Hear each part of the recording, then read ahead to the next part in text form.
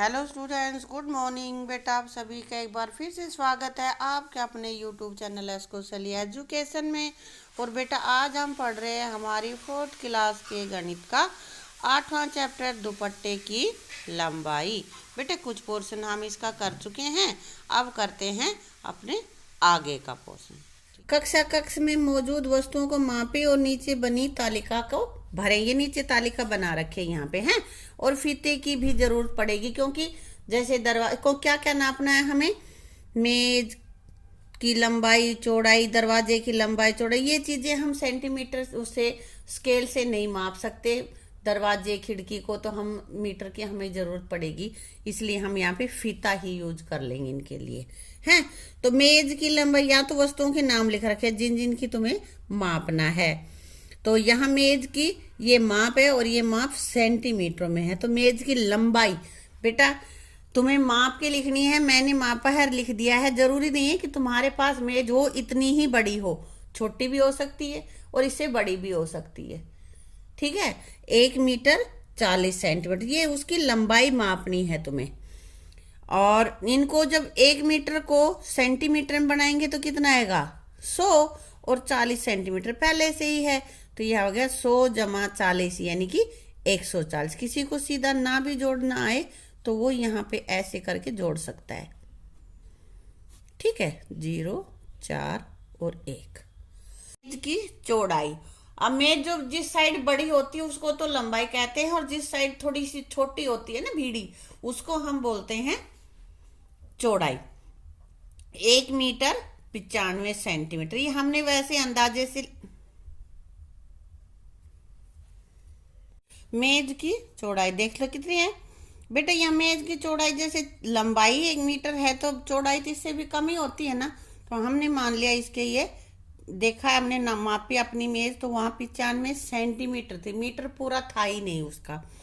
तो यहाँ मीटर की जगह हमने लिख दिया 0 और सेंटीमीटर थे 95। तो आगे जब जोड़ेंगे तब क्या करेंगे, यहाँ भी जब मीटर सेंटीमीटर, ये तो 0 है, 0 जमा 95 कितना होगा 95 सेंटीमीटर उसकी मेज की चौड़ाई है।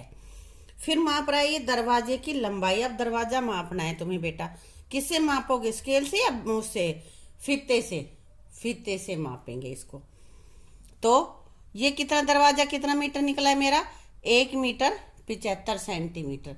तो इसको जब सेंटीमीटर में बदलेंगे तो क्या करेंगे, 1 मीटर का सेंटीमीटर बनाएंगे 100 और जमा 75, तो ये हमारा हो गया 175 सेंटीमीटर। ठीक है, आगे दे रखा है दरवाजे की चौड़ाई, ब्लैक बोर्ड की लंबाई, ये सारी तुम्हें बेटा खुद मापनी है अपने स्कूल में। अभी तो लॉकडाउन है, तुम घर पे हो, है ना, तो जब स्कूल जाओगे तब मापना और इस पे लिख दे।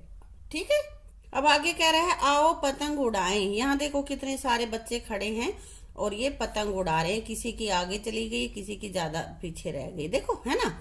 तो यहाँ पे ये डोरी छोड़ते जा रहे, जिनका ज्यादा ऊंचा जा रहा है उनकी डोरी लंबी हो गई, है ना। तो ये देख लेते हैं श्वेता का ये कितना है, यहाँ पे 15 सेंटीमीटर है, पारुल का 20, कंचन का 24, रजत का पतंग 33 और इसका रमन का 35, और भाई पंकज का, ये पंकज की डोरी देखनी है तुम्हें कहाँ जा रही है 45, और रोहित का है 52। ठीक है, तो ये अलग अलग इनकी डोरी की लंबाई चली गई है।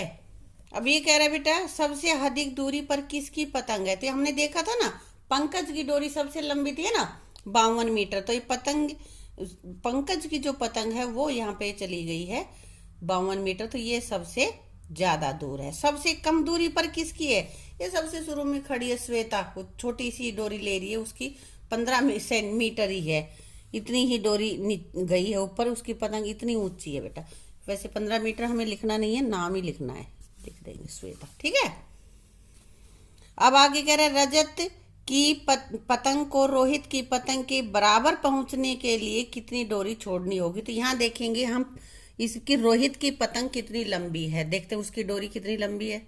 यहाँ देखो रोहित की कितनी है 45 मीटर और रजत की 33। ये देखो ये वाली डोरी है इसकी 33 मीटर ऊंचा पे उसका पतंग उड़ रहा है।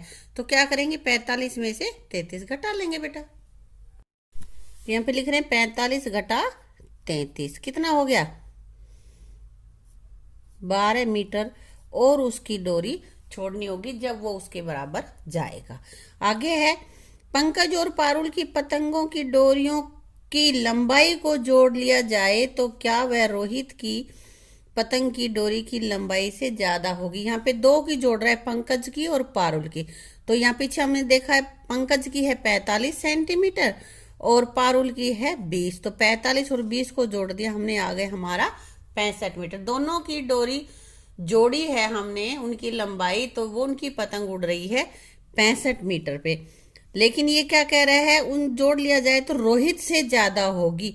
तो रोहित की कितनी है, रोहित की है बेटा 52। अब 65 में से 52 घटा दें तो ये कितनी आ जाएगी, यहाँ पे 65 में से 12 गए 13 मीटर। तो उसको कितनी लंबी डोरी हो जाएगी, उनकी 13 मीटर हो जाएगी। दोनों को जोड़ देंगे तो ठीक है।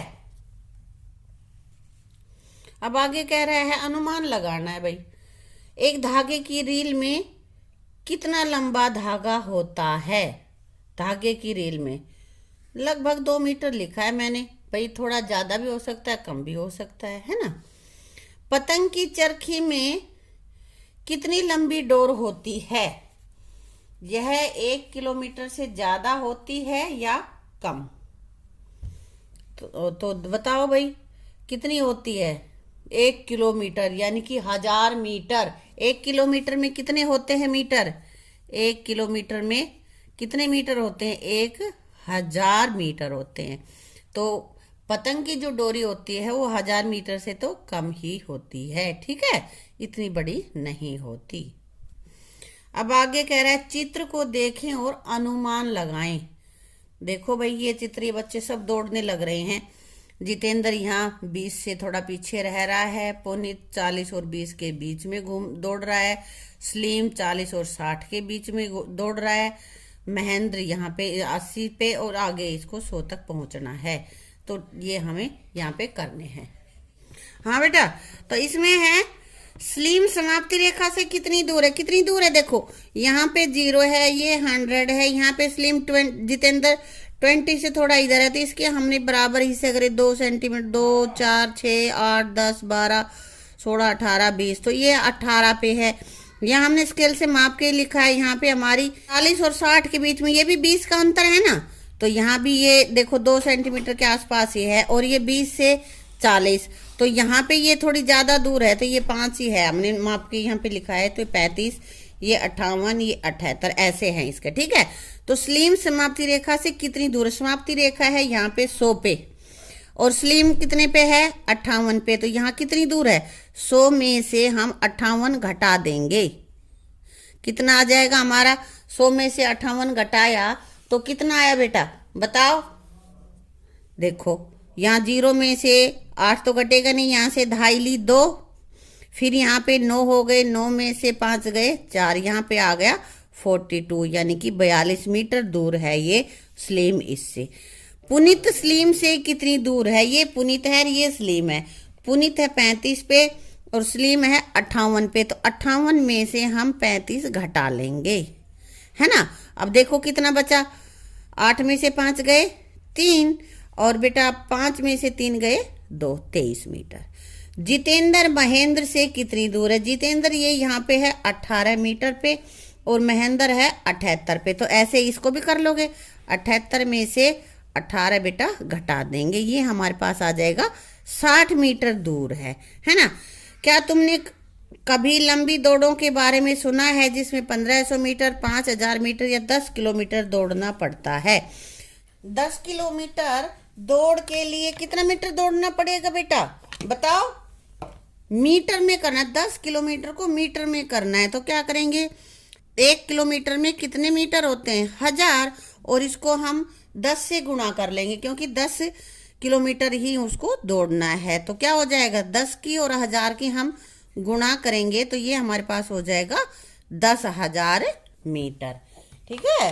अब 1500 मीटर है, मीटर का किलोमीटर और मीटर दोनों बनाने हैं। तो यहाँ पे देखो बेटा 1000 मीटर का 1 किलोमीटर होता है ना, तो यहाँ हमने 1500 के यहाँ पे टुकड़े बना दिए, 1000 जमा 500 है ना। तो 1000 का 1000 मीटर का 1 किलोमीटर और बच गई 500, तो ये हो गया 500 मीटर। और अब ये क्या है, 50,000, तो 1000 का 1 किलोमीटर, 50,000 का 50 किलोमीटर, तो यहाँ हम लिख देंगे 50 किलोमीटर। अब मीटर क्या बचा, कुछ भी नहीं है, तो यहाँ 0 मीटर। बेटा यहाँ पे हम इसको भाग करके भी देख सकते हैं। 50,000 को हम 1000 से भाग भी कर सकते हैं। 1000 पाँचे 5000, घटा करेंगे तो यहाँ पे बच गया 0। और अब आगे एक और 0 हमें उतारनी है, तो 1000 को हम 0 से गुना करेंगे तो यहाँ पे आ जाता है 0, और 0 में से 0 घटाया, इसका मतलब यहाँ पे 0 ही बचेगा, तो यहाँ ये लग जाएगी, इसलिए यहाँ उत्तर हमारा आ गया था 50 किलोमीटर। मीटर कुछ बचा नहीं है तो हम नहीं करेंगे। ठीक है, तो यहाँ पे बता भी रखा है कि 1 किलोमीटर बराबर है 1000 मीटर। ठीक है, तो बेटा इस वीडियो को हम अपनी को यहीं पे समाप्त करते हैं, और आगे का पोर्शन हम पढ़ेंगे अपनी अगली वीडियो में। Thank you.